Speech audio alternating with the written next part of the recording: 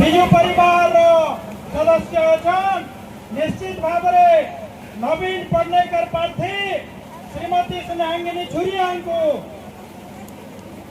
90,000 ऊर्ध vote लाखे ऊर्ध vote देकर जितावे कारण double engine सरकार बीजेपी सरकार 1.5 वर्ष भितर किछि नहीं करी खाली ना बदलौ छे रंग बदलौ छे काना किछि नहीं मुख्यमंत्री एई थिले कदे कथा नहीं कहि पाले कुछ किछि काम रे कथा नहीं बोल पाया हो कुछ नहीं कर पाया।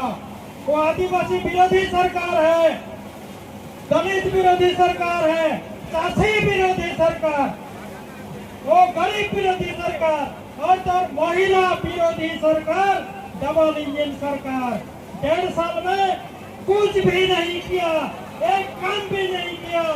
तू गांव में कुछ नहीं किया, चाषी के लिए कुछ नहीं किया, चाषी को खाद नहीं दिया, खत नहीं दिया, दिया क्या नहीं दिया। स्टाइपेंड बंद कर दिया, ST/SC का सब बंद कर दिया, कोटा काट दीस, कोटा भी काटिस हो। डबल इंजिन सरकार कोटा काटी देला, रिजर्वेशन उठे दौ छे, भाई मैंने स्टाइपेंड बंद कर दौ छे।